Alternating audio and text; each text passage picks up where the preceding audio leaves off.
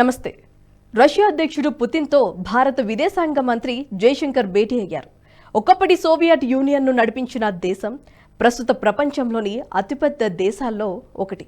అటువంటి దేశానికి అధ్యక్షుడిగా ఉన్న పుతిన్ సాధారణంగా దేశ అధ్యక్షులు, ప్రధానులను మినహా కింద స్థాయి నేతలను కలవడు.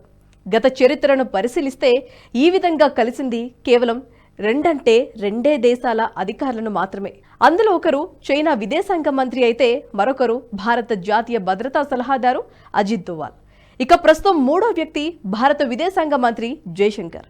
జయశంకర్ వంటి వ్యక్తి పుతిన్తో సమావేశం అవుతుండటం పట్ల పశ్చిమ ఆసియా దేశాలన్నీ దీనిపై దృష్టి సారించాయి. రష్యా సైతం భారత్తో చర్చల ద్వారా ప్రపంచానికి ఒక గట్టి సందేశం ఇవ్వననుకుంటున్న వేళ అసలు జయశంకర్తో పుతిన్ ఎందుకు భేటీ అయ్యారు? ఈ చర్చల్లోకి వచ్చిన ప్రధాన అంశాలేంటి తెలుసుకుందాం. అయితే వీటి గురించి తెలుసుకునే ముందు పుతిన్తో అజిత్ దోవాల్ భేటీ అయ్యాక భారత్కు జరిగిన ఒక బెనిఫిట్ ఏంటో తెలుసుకుందాం.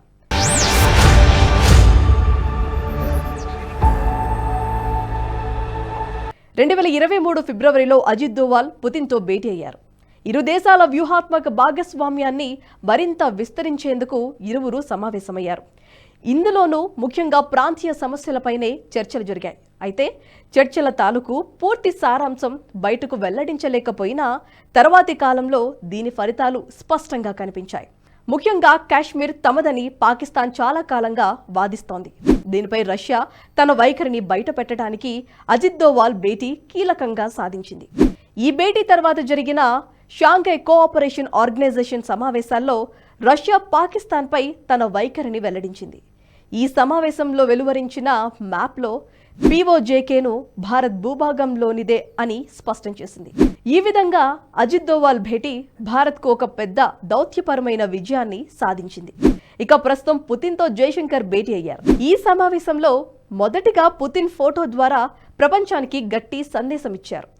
సాధారణంగా పుతిన్ ఇతర దేశాల నేతలతో సమావేశం అయ్యేటప్పుడు టేబుల్కు ఇరువైపులా చాలా దూరంగా కూర్చుంటారు. కానీ ఇంపార్టెంట్ సమావేశాలు మాత్రం క్లోజ్గా అత్యంత దగ్గరగా కూర్చొని చర్చిస్తారు. గాఢమైన దౌత్యబంధం ఉన్న దేశాల మధ్య ఇది సాధ్యమవుతుంది. అలాంటిది రెండో స్థాయి నాయకుడైన జయశంకర్తో పుతిన్ అలా క్లోజ్గా చర్చించడం ఆసక్తి రేకెత్తిస్తోంది. జయశంకర్తో భేటీలో టేబుల్ మధ్య దూరాన్ని తగ్గించడం ద్వారా కీలక సందేశం ఇచ్చారు. తాను భారత్ను నమ్ముతున్నానని ఈ ఫోటో వెనుక ఉన్న భావమని విశ్లేషకులు చెబుతున్న మాట. అయితే జయశంకర్ పుతిన్ భేటీలో చర్చించుకున్న కీలక అంశాలేంటి? దీనివల్ల భారత్కు వచ్చే ప్రయోజనాలేంటి తెలుసుకుందాం. పుతిన్తో భేటీకి ముందు రష్యా విదేశాంగ మంత్రి సెర్గే లావ్రోవ్తో చర్చించిన Jaishankar international north south transport కారిడార్పై కీలక ప్రకటన చేశారు. భారత్ ఈ ప్రాజెక్ట్ నిబంధతతో ఉందని తెలిపారు. ఇది త్వరితగతిన పూర్తయ్యేలా చర్యలు తీసుకుంటామని కూడా తెలిపారు. ప్రపంచ ఆర్థిక వ్యవస్థకు ఈ కారిడార్ కీలకమైందని అన్నారు. సరిగ్గా ఇదే విషయాన్ని రష్యా అధ్యక్షుడు పుతిన్తో చర్చించినట్లు సమాచారం. అయితే INSTC వల్ల భారత్కు వచ్చే ప్రయోజనాలేంటి? ఈ ప్రాజెక్టు ముఖ్య ఉద్దేశం ఏంటి తెలుసుకుందాం. INSTC 7,200 కిలోమీటర్ల పొడవుతో నిర్మిస్తున్న అతిపెద్ద ఎకనామిక్ కారిడార్. ఇందులో సముద్ర, రైలు, రోడ్లు మార్గాలు ఉంటాయి. ఇది ఇరాన్, ఆఫ్ఘనిస్తాన్, అజర్బైజాన్తో పాటు మధ్య ఆసియా దేశాలు, యూరోప్లను కలుపుతూ భారత్, రష్యాకు వారధిగా ఉంటుంది. భారత్ నుంచి రష్యాకు వాణిజ్యం పెంపొందించడానికి ఈ కారిడార్ కీలకంగా మారనుంది. ఇందులో ప్రముఖంగా భారత్ నుంచి ఇరాన్ వరకు సముద్ర మార్గం ఉంటుంది. అక్కడి నుంచి రోడ్డు, రైలు మార్గాల ద్వారా రష్యా వరకు ఇది కొనసాగుతుంది. దీనివల్ల వాణిజ్యం సులువు కానుంది. ఇందులో మిడిల్ ఏషియా దేశాలు ఎక్కువగా ఉన్నాయి. అందులోనూ ముస్లిం దేశాలు ఎక్కువగా ఉండటం వల్ల దీనికి ఉగ్రవాదం నుంచి సమస్య అంతగా ఉండదు. ఈ కారిడార్ ద్వారా ఎక్కువగా పెట్రోల్ ఉత్పత్తులు సరఫరా అయ్యే అవకాశం కూడా ఉంది. ఈ కారిడార్ పూర్తయితే సరుకు రవాణా ఖర్చు భారీగా తగ్గే అవకాశం ఉందని FFFAI కూడా వెల్లడించింది. ఈ అసోసియేషన్ గణాంకాల ప్రకారం 30 నుంచి 40% తగ్గుతుందని వెల్లడించింది. ప్రస్తుతం ఈ ప్రాజెక్టు ప్రారంభ దశలోనే ఉన్నా కూడా ఇప్పటికే దీని నుంచి ట్రయల్ రన్ కూడా జరిగాయి. 2022 జూలైలో INSTCని ఉపయోగించే మొదటి షిప్మెంట్ రష్యాలోని అస్ట్రోగాన్ పోర్ట్ నుండి మొదలై ముంబైలోని జవహర్లాల్ నెహ్రూ పోర్టుకు చేరుకుంది. ఈ INSTC ప్రాజెక్టు ఒకవైపు భారత్కు లాభం చేకూరుస్తూనే చైనా BRA ప్రాజెక్టును ప్రపంచవ్యాప్తంగా నిర్మిస్తున్న చాలా దేశాలు ఆ ప్రాజెక్టుపై సుముఖత చూపడం లేదు. దీనికి కారణాలు లేకపోలేదు. చైనా ప్రపంచ ఆర్థిక అభివృద్ధి కోసం ఎకనామిక్ కారిడార్ నిర్మిస్తున్నామని ప్రకటించినా దీని వెనుక అసలు విషయం మాత్రం వేరే ఉంది. ఎక్కువగా ఈ కారిడార్లో ఉన్న దేశాలన్నిటినీ డెట్ ట్రాప్లోకి లాగే ప్రయత్నం చేస్తోంది. ఆయా దేశాలకు ఈ ప్రాజెక్టు కింద అప్పులు ఇవ్వడంతో పాటు ప్రాజెక్టు నిర్మాణం నెమ్మదిగా చేస్తోంది. దీంతో అప్పులకు వడ్డీలు పెరుగుతున్నాయే తప్ప దీనివల్ల ఆదాయం లభించడం లేదు. ఇటువంటి కారణాలతో చైనాను ఆయా దేశాలు అస్సలు నమ్మటం లేదు. ఇందువల్లే అన్ని దేశాలు, ముఖ్యంగా మిడిల్ ఏషియా దేశాలు INSTC కారిడార్పై ఆశలు పెట్టుకున్నాయి. అందుకే దీని నిర్మాణాలు వేగవంతం చేస్తోంది భారత్. ఈ ప్రాజెక్టుతో పాటు భారత్కు కొన్ని నెలల్లోపే లాభించే ప్రయోజనం కూడా లేకపోలేదు. ప్రస్తుతం ప్రపంచంలో రెడ్ సీ వివాదం నడుస్తోంది. హౌతీ తీవ్రవాదులు ఈ సముద్ర మార్గం నుంచి వాణిజ్యం జరుపుతున్న నౌకలపై దాడులకు పాల్పడుతున్నారు. గాజాపై ఇజ్రాయెల్ యుద్ధం చేస్తుండటంతో గాజా ప్రజలకు సంఘీభావంగా ఈ దాడులకు పాల్పడుతున్నారు. దీంతో ప్రపంచ వాణిజ్యం టార్గెట్గా హౌతీలు నౌకలపై దాడులు చేస్తున్నారు. ఈ క్రమంలో భారత్ వాణిజ్యంపై ఇది ప్రభావం చూపుతోంది. రెడ్ సీ కాకుండా ఇతర మార్గాల్లో వాణిజ్య నౌకలు ప్రయాణించాలంటే ఆఫ్రికా చుట్టూ తిరిగి వెళ్లాల్సి వస్తుంది.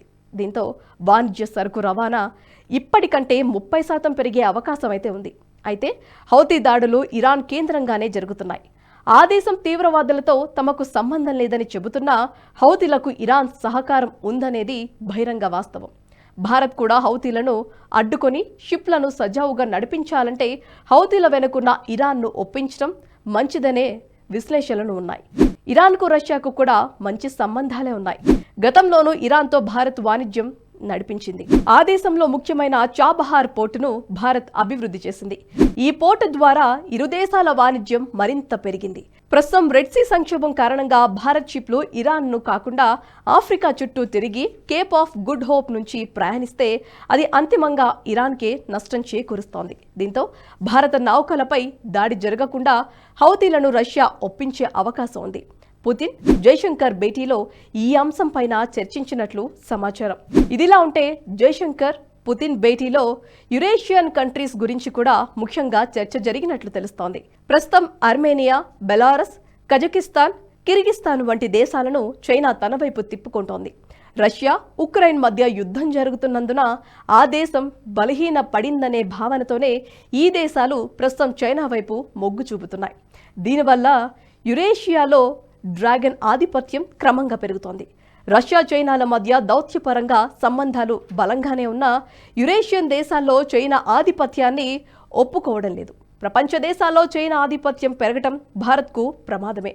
అందుకే భారత్, రష్యాల మధ్య సంబంధాలు బలంగా ఉన్నాయని చూపడానికి ఈ భేటీని పుతిన్ ఉపయోగించుకుంటున్నారు. టేబుల్ ఫోటో ఆప్ విడుదల చేయటం వెనుక ఇది ఒక కారణమంటారు విశ్లేషకులు. దీంతో పాటు మోదీ 2024 ఎన్నికల్లో గెలవడం అత్యంత అవసరమని పుతిన్ వ్యాఖ్యానించారు. తన ఫ్రంట్ గెలుపు ప్రపంచానికి ఉపయోగకరమని తెలిపారు. అంతేకాదు మోదీని కలవాలని కోరుకుంటున్నట్లుగా కూడా వెల్లడించారు. ప్రస్తుత భౌగోళిక రాజకీయాలు ఉధృతంగా ఉన్న వేళ భారత్, రష్యాల మధ్య సంబంధాలు బలోపేతం అవ్వటం ఇరు దేశాలకు మంచిది. ప్రస్తుత భేటీ ద్వారా ఇరు దేశాలు ప్రపంచానికి బలమైన సంకేతాలు పంపాయి.